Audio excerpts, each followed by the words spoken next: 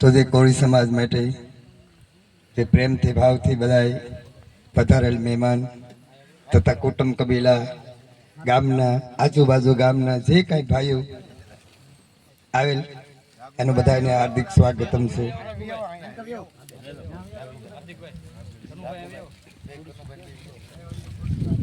તો સમાજની જાગૃત માટે સમાજને આગળ આવવું હોય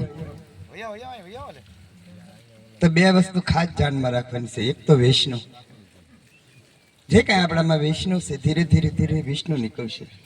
પણ વૈષ્ણવ કાઢવા માટે એક તો તમારું મન નક્કી થાય તો વ્યસન નીકળે, નકર નીકળે નહીં. મનને એટલું બધું આ મન કવરાવે છે આની માલ પર. વ્યક્તિ કોઈ કવરાવતા નથી, વ્યક્તિ બધા માટે હારા છે, વ્યક્તિ બધા હારા છે, પણ આની માલ પર એક મન ડખો કરે છે. જો એ મન હારું બની જાય તો લગભગ વૈષ્ણવ જાય, અને મન હારું બની જાય એટલે જે કાંઈ આપણી કુટેવો છે, અંધશ્રદ્ધા છે વહી જાય, ઓટોમેટિક અંધશ્રદ્ધા વહી જાય. પણ એ પોતાની માથે જાગૃતિ છે. કોઈ વ્યક્તિ સમજાવી જાય તો આપણે ઘડી બે ઘડી સાંભળીએ, પણ પાછા સવારે એ ના ઘડી કાંઈ પણ સમાજનો કાર્યક્રમ હોય તો આપણે ના ઘડી સાંભળીએ, પણ એમાં આપણે લગભગ કોઈ કાંઈ લઈ શકતા નથી. ઘડી લઈએ પણ ઘડી બે ઘડી. તો કાંઈ પણ આ મનને સુધારવા માટે જો મન સુધરી જાય એટલે વૈષ્ણવ નીકળી જાય. 100% પાકો અનુભવ છે.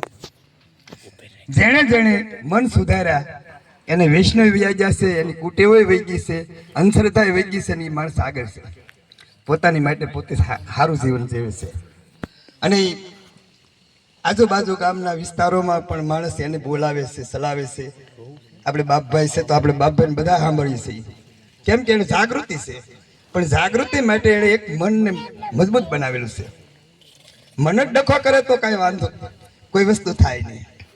એટલે મનને સુધારવા માટે ઘણા બધા આપણા સમાજ છે. કાયમ સત્સંગમાં હોઉં છું. એક જ કાં જો કોઈ સમયના સદગુરુ મળી જાય, સદગુરુ આપણો આત્મા છે. આત્માનો જો જાગૃતિ થઈ જાય તો ધીરે ધીરે આ મન સુધરી જાય, આપણી કુટેવો બધી નીકળી જાય, જે કાંઈ કુટેવો છે. જો મનનો સુધારો થાય તો ધીરે ધીરે આહારનો સુધારો થાય. જો આહાર સુધરે તો ધીરે ધીરે ધીરે ધીરે આપણી બુદ્ધિ જાગૃતિ થાય. અને આહાર ને વિહાર ને વિચાર સુધરે નહીં તો કોઈ જે બુદ્ધિ જાગૃત થાય નહીં. બુદ્ધિ જાગૃતિ કરવા માટે કોઈ સદગુરુની જરૂર પડે. એક એવા આપણે કોઈ ધર્મગુરુ મળી જાય પછી આપણો આત્મા છે આપણો સદગુરુ બને. જ્યાં સુધી આત્માની જાગૃતિ થાય ને ત્યાં સુધી આપણો સમાજ કોઈ કારણે આગળ આવે એમ નથી. આપણો સમાજ પાછળ છે વૈષ્ણવ અને અંધશ્રદ્ધામાં. તો અંધશ્રદ્ધામાં આપણે એમ કે આ વસ્તુ આમ છે, આ વસ્તુ આમ છે, પણ દાદા માણસો વિરોધ વાળા છે. હા, ખોટી વસ્તુ બહુ ન બોલાય. બારોટની જલમ તારે ખાલતી નથી, અત્યારે મંત્રીની આલે છતાં આપણે બધા રાજ્ય છીએ. તેના માટે આપણે દાડી કરવી પડે. આપણે જે સમાજમાં માટે પૂજાવું છે તેના બદલામાં આપણે દાડી કરવી પડે. તો આ ભૂત ભગવાન ડાકલા બધા વ્યામીને વર્ગે બરાબર આ બધા વ્યામ છે, પણ આપણે એને માટે આ બધું કાર્ય કરવું હોય તો આપણે એને ભાગની દાડી કરવી પડે. તો દાડી કરવી તો જે જે આપણા સમાજમાં વધારેમાં વધારે દાડી કરે છે.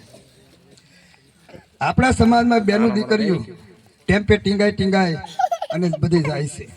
બીજા સમાજમાં નથી જતા, વિચાર કરજો. એને હિસાબે જાય છે, વૈષ્ણવ છે એને હિસાબે. તો બને ત્યાં સુધી આપણે વૈષ્ણવ થોડા થોડા ઓછા કરીએ અને ધીરે ધીરે કંઈક કોઈ સમાજના કાર્યક્રમમાં કોઈ એવા ધર્મગુરુ આવે એ કાર્યક્રમમાં જઈ અને જીવન તો પોતાને જ બનાવવું પડશે, બીજાથી બનશે નહીં.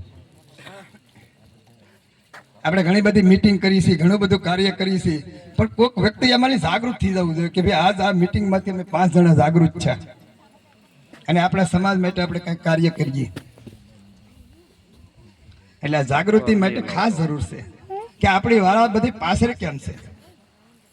બહુ સમાજ માટે ઓછું બોલું, બધા વ્યક્તિ માથે બોલું છું કે જે વ્યક્તિ પાછળ ગયા છે એની પાછળ છે અંધશ્રદ્ધા. જ્યાં સુધી અંધશ્રદ્ધામાંથી નહીં નીકળો ત્યાં સુધી સમાજ આગળ નહીં આવે. ગમે એટલી તમે કમાણી કરશો તોય ધીરે ધીરે જે વસ્તુની જરૂર છે તમે માનો, માનવાની કોઈને મનાઈ નથી, પણ જે અંધશ્રદ્ધા છે ગીતાની માલપા માગવાની મનાઈ કરેલી છે. જે માગવા વાળા છે ને દેવોને ભજીને માગે ને એ રાક્ષસો છે, ગાંધર્વા કીધા. હું તમે કાંઈક માગણી છે તો આપણે માગીએ એટલે ગાંધર્વા કહેતા રાક્ષસ. રાક્ષસી વૃત્તિ એવી છે કે લોભ, લાલચ, કામ, ક્રોધ, અભિમાન, ઈર્ષ્યા આ આપણા મનમાં ગળી ગયેલું છે. વ્યક્તિ ખરાબ નથી, પણ વ્યક્તિની માલપા મન ઘર કરીને બેહી ગયું છે. તો આ મન સુધરી જાય તો લગભગ આપણો સમાજ પરિપૂર્ણ સુધરી જાય. એક એક વ્યક્તિ નક્કી કરી લો કે ભાઈ આપણે સુધરવું છે, આપણે જીવન બનાવવું છે, આપણે પાછળ કેમ છે. જે હું બોલું છું મારી રીતે હું તૈયાર છું. હા, કોઈની ગુલામીમાં નથી. કોઈ વ્યક્તિ મારી કે કોઈ વ્યક્તિની હું નીચે ગુલામીમાં નથી. પરિપૂર્ણ મારી પાસે અનુભવ છે બધી રીતનો. સત્સંગ, ભજન, કીર્તન, ધંધો. મહિનામાં આખા વર્ષમાં હું 2 મહિના ધંધો કરું. આખા વર્ષનું ગુજરાન મારી પાસે આવે 2 જ મહિના.